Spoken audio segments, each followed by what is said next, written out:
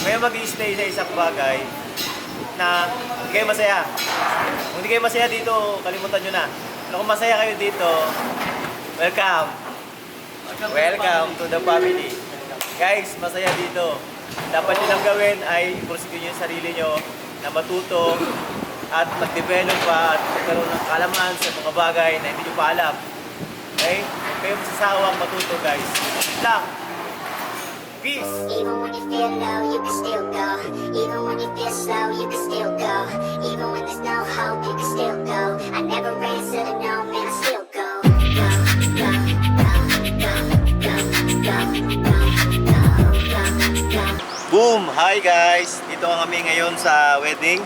So ako pala si Michael, MB Pictures. At ang mga kasama ko dito, yung mga photo ko nandito rin. Yung dalawang photo. Tapos yung dalawang PA ko nandito sa harapan. So ang lesson natin ngayon, ang tip ko ngayon bibigay sa inyo ay para sa inyo guys. Ang una natin dapat tatandaan, pag meron tayong event, dapat alam natin ang full details ng event. Bakit? Kasi pag hindi mo alam full details ng event, maaari kang maligaw. So pag naligaw ka, ano mangyari? Date ka na sa event na pupuntahan mo. Event, kung anong event yan. Tapos, alam mo dapat kung anong gaganapan mo doon.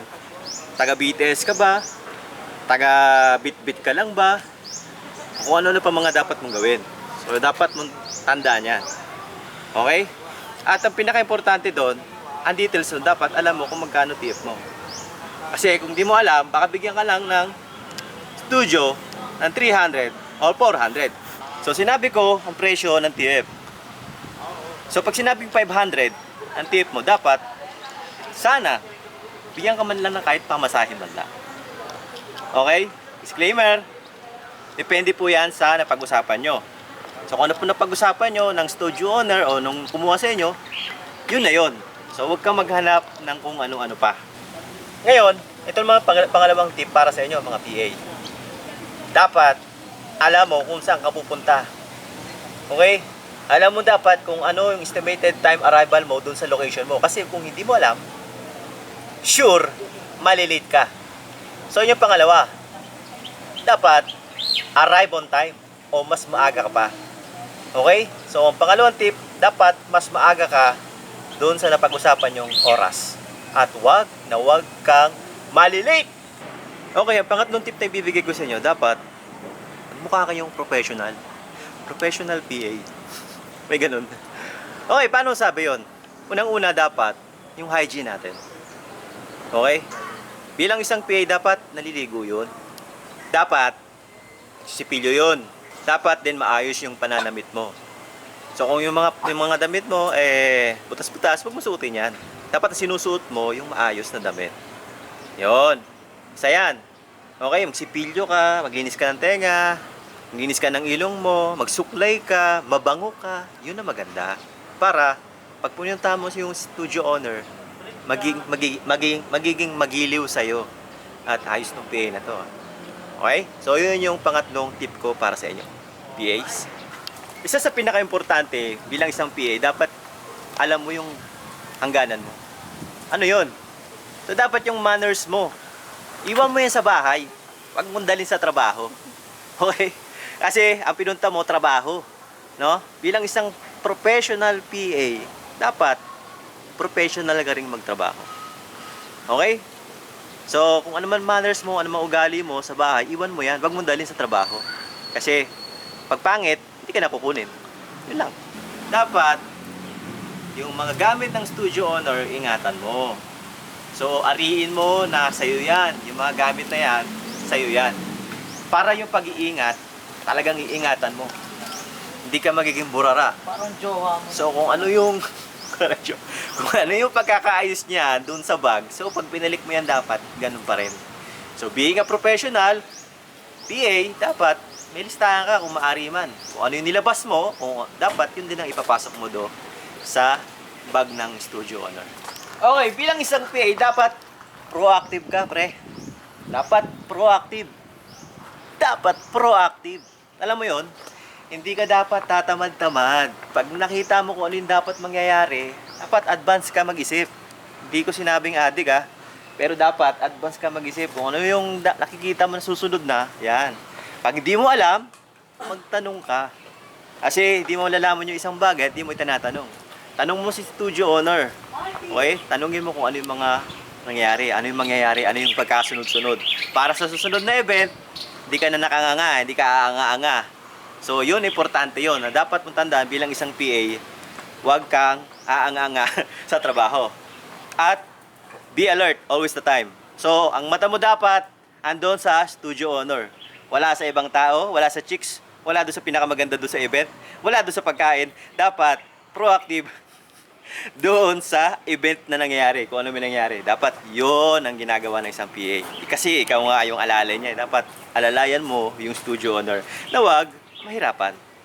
Dapat alam mo yung pagkasunod-sunod nung event.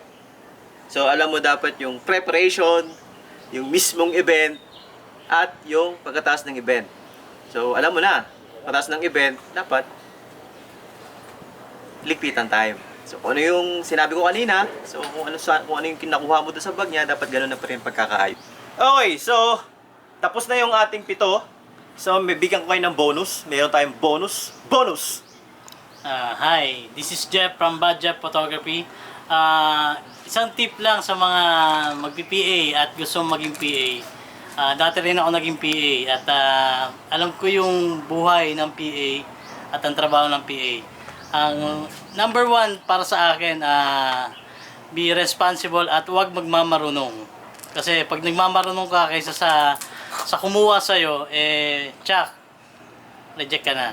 Yun lang yun. And last tip mga dude, additional pala, be ready sa mga foods.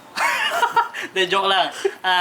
Kung maaari, yung syempre pagod ang mga shooter. So, kayo nang bahala sa mga iinumin nila o gano'n. Diskarte na kaagad sa catering yung foods nila, di ba? Para naman matuwa-tuwa sa inyo yung mga shooter. Kunin kayo lagi kasi syempre, alam mo naman mga shooter laging pagod. Kaya gusto nun, di ba? Parang nako-comfort sila ng mga PA nila. Hindi naman sa inaabuso ng mga studio owner, pero ano na yun, points na yun. Okay? Sige, yun lang. Okay, so, yon yung ating isang bonus para sa inyo, mga ka-PA. Ka-PA, no? So, ito pa yung dating PA, ngayon isa ng potog, si Mark. Hi guys, Mark Manyoska, dating PA ng ilang studio ba yun? Yun, basta yun. Ilang studio rin yung nadabasan kong PA. Pero ngayon, ito, shooter na. Ngayon, bumubuo na rin sariling studio. Huwag ka mangi-in dyan sa studio owner. Lagi mo kung ano, maging professional ka, kung ano yung napag-usapan nyo, yun. Sundin mo kahit may ibang nagpabook sa'yo na mas mataas ang offer. Unahin mo yung una mong na bigyan ng commitment. Ayun. Ayun lang. Okay guys, yun yung kanyang bonus. At meron ako isa pang pinaka-importanting bonus para sa inyo. Teka lang, madilim yata ako dyan. Dito tayo. Liwanag na? Okay. Okay. Pinaka-importanting tip para sa mga PA. Kung malikot ang kamay mo, iwan mo yan sa bahay. Okay? Yung mga gamit ng studio owner, dapat iniingatan yan. Hindi yan kinukuha at inuuwi. Okay? So kung nadampot mo yan, wag mong kunin. Bigay mo sa studio owner. Kung mayroong kliyente na nakalagay lang yung cellphone dyan, wag mong kunin. Hindi naman sa'yo yan eh. Iwan mo dyan. Okay? Ang pinunta mo, trabaho. Hindi magnakaw. So, ang pagnanakaw ay masama at dapat hindi ginagawa ng isang professional PA. Okay? So, guys, yon yung aking mga tip, 7 tip, at meron tayong mga bonus na binigay sa inyo para sa inyo mga PA. Yo, shoutout ulit kay Weather. Weather, namumuro ka na ha. Nakaraan, okay tayo. Tapos bigla kang bumagsak. Ano bang problema mo sa akin, Weather? Huwag ganun, Weather. May post up pa kami mamaya. Ayusin mo. Traffic. Tapos traffic ha. Isa ka rin traffic ha. Namumuno ka na. Kala mo ba okay tayo? Hindi tayo okay traffic. Huwag kang ganun, hindi tayo close. Kaya pag umuwi kami, huwag mo naman kami bigyan ng sakit ng ulo at pagod kami. Gusto namin umuwi na maaga. Okay, traffic? Okay, peace! Hi guys, tapos na yung aming event. Ngayon, ligpitan na. Focus ba mo dito sa mukha ko? Yan. Okay. Ngayon guys, ligpitan na. So, ang gagawin na namin ay pahinga na. Antay na lang kami ng payment ni client. Yun lang. Natutunan namin ngayong araw. Madami. Tulad na, yun, pasapin natin mga ano. Yung mga Yes. Oh, may bakabi doon, creative. Creative, happy birthday nga pala sa nanay ko. Happy 60th birthday. Ma, happy birthday. Sama mo yan, ha? So, ikaw, Sir Mark. Wala na. Ano yun? Ano? Okay. Creative. Ako guys, may tip ako para sa inyo mga BA. Ang tip ko para sa inyo ay keep learning. So kung huwag kayo mag-stay bilang PA, dapat mag-eager kayo, magkaroon